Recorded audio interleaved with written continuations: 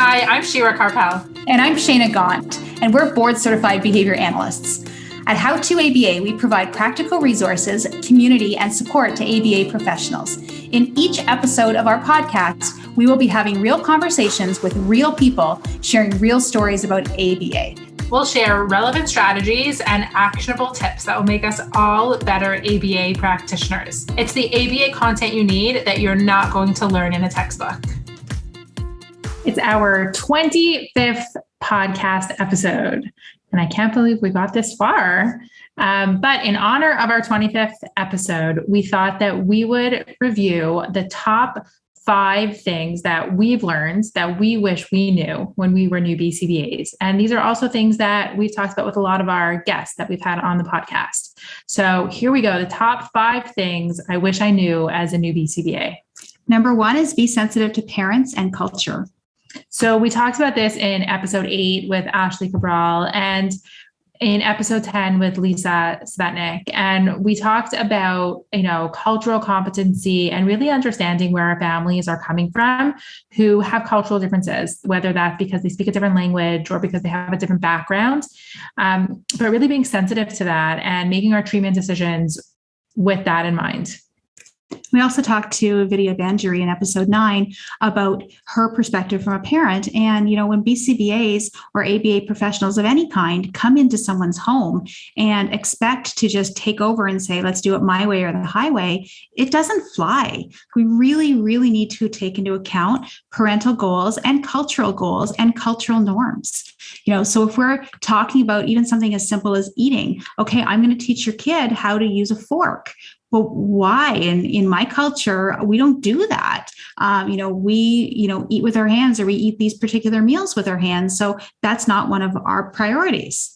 And I think we've all made the mistake of, including myself, of coming into a home or freshly new BCBA and, we think we know better. We think we know what the treatment goal should be or, how important it is that they have this specific skill. When really over time, what you learn is parents know better and you really have to listen to them because that's really what's going to be effective. So it's really important to take that into account, be sensitive to parents, be sensitive to where they're coming from, whether it's their culture, or their religion or their attitudes, and really take that into account. The next thing is number 2 is be an open communicator. Now, we talk about this in terms of, most of us work with people. We're not really trained on the management and, teamwork and communication in all of our task list goals, but it is so important with the people we work with to communicate. That means to communicate with the people that we supervise or that we manage in letting them know what our expectations are, letting them know when they're meeting expectations, when they're not meeting expectations, but also with how we receive feedback on how we can improve. Be open with that and communicate. And that's a huge thing. When you're walking into a classroom, especially if it's someone else's classroom, as an RBT, you need to be able to communicate with that teacher, my role versus your role. What's the teacher's role? What's this person's role? Similarly, if you're in an ABA clinic and you're the lead ABA therapist, you need to be able to say that to, an RBT to say, hey, listen, here's my role as the lead and here's your role as the instructor. Or, hey, as a BCBA, here's what I'm going to do for you and here's what you're going to do for me. But also not only just communicating your needs in terms of what roles are, but also just being open and honest about, hey, listen, I can't do this right now, or I can do this. Give me more of this. But oftentimes it's really, being able to articulate, listen, I can't do that right now. I have too much on my plate. Or, I can't do that because I don't know how. Teach me how. So in episode 16, when we talked with Sonia McCrimmon, who's a BCBA and life coach, she mentioned something interesting, which was knowing the difference between impostor syndrome and when it's okay to ask for help. So like Shayna was saying, being able to communicate when it's an issue of I'm not confident because I don't have the skill and I need help versus is I'm not confident, but I know I could do this anyway. I just need you to remind me that I can do this. So understanding that difference is that we all experience that, feeling not confident and feeling like maybe we shouldn't be able to do what we're doing or say what we're going to say, but really know the difference and communicate that to the people around you. And with communication, there's also just how you communicate it as well. So, being able to say, hey, listen, I need some help right now is a great way to ask for help. But just going, oh, this is too much. I give up. I can't do this anymore. I don't like this. I can't, you're giving me too much.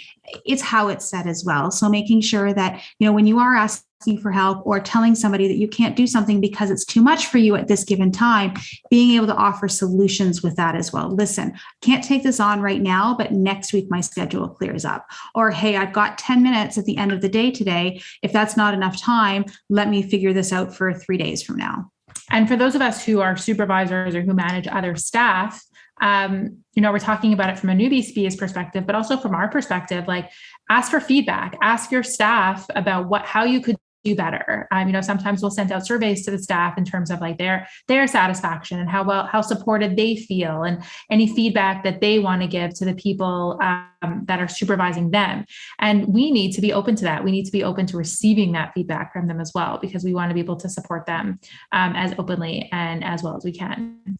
So true, Shira. We talk so much about giving feedback and how to give feedback, but there really needs to be a whole episode just devoted to how to accept feedback and how to take that feedback and smile and move on and really incorporate that feedback so that the next time around you can be really great. Yes. So number 3 is from episode 4 when we talked to Kat Savino, and it was all about, the multidisciplinary team. So similarly on the topic of communication, but this is more, when you're working with multiple disciplines and, most of the clients we serve probably have different team members there, whether it's different therapists or professionals or doctors or teachers. And she talked about being confident, but also being able to listen to others. So coming into each case with a fresh perspective and not just doing things and insisting on doing things because that's what we've been doing all along, that it really matters what we're doing now and what we're going to do differently going forward. Really being open-minded about what other people have to suggest too. Absolutely go to the data and make data-based decisions. However, also keep in mind that these other disciplines have really great things to offer. I know, and be humble about it. We come into the field often after passing the exam and we're like raring to go and everything has to be ABA and it's all going to be our way. And what you learn is that we don't have all the answers.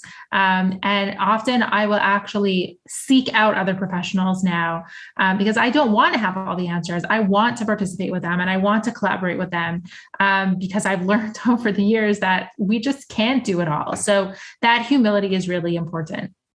And there's so many individuals out there, and every single individual is an individual. They're so unique. So, having that multidisciplinary approach at your fingertips is huge because you want to be able to, go at, this from a whole bunch of different perspectives.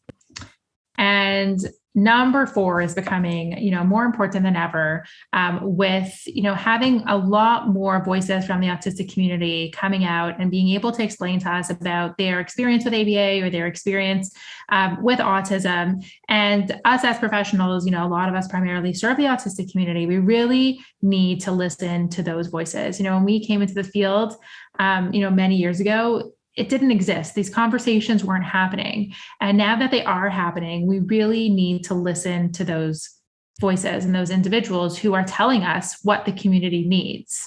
And modify our teaching techniques, right? So in episode 11, when Summer Mingo came on, she was talking about implementing skill-based treatments over compliance training, right? So, 20 years ago, we would go in and say, listen, we need compliance training. It's all about them listening to us and making them do what we tell them to do. Now, come on, what is that? Let's look at what skills are they missing and what skills can we teach versus you need compliance and you need to listen.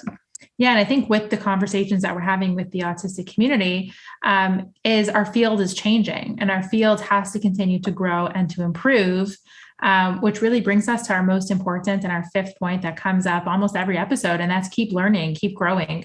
Our field is changing as the conversations change and as more information is coming out there. And we as practitioners and as professionals really need to keep up with the training and with the learning. It's really a lifelong process. If you're in this field, you just have to continue to learn and seek out the knowledge. It's not going to come to you. You have to look for it.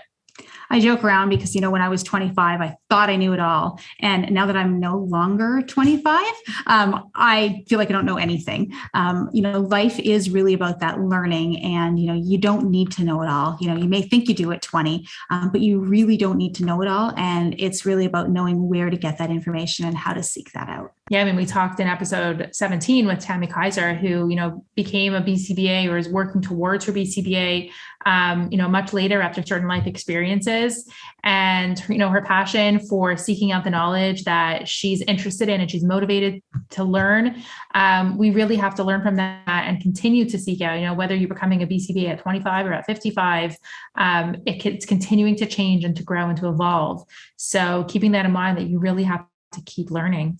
But realistically, Shira, that's why we started ABA, or How to ABA, is because we wanted this to be a community for other professionals, to be able to share our resources, but also to hear what other BCBAs are saying, and to be able to just share ideas and have a community to turn to, because it can be lonely out there. Yeah. So really to know that we can, you can ask for help in our community. It's a safe place where you're supported, but you can also learn. So, it's about being open and communicating with other professionals, taking part in our CEUs, whether they're live or recorded, and continuing to learn new content and new material and stuff that's new to you, because it's a continuous journey of learning and doing better. And then sharing that with others. Like, part of what we're doing is building the community, because we think that sharing with other professionals is such an important part of what we do. And helping each other along the way, because we all do very similar things, and we really should all be there to support each other. So that's really why we created the community and the resources that we offer, as a place where you can go to ask for help and to continue to learn. So that was episode 25. I really hope that, by episode 50, we've got so many more things to share as well. So keep listening. Thanks, you guys. Thanks for joining today's conversation. Wherever you get your podcast, please go and subscribe, rate, and review so others can find out about us too. For more from How to ABA, including free resources and ABA materials, visit our blog at howtoaba.com. And make sure that you're following us on social media for more practical tips and updates.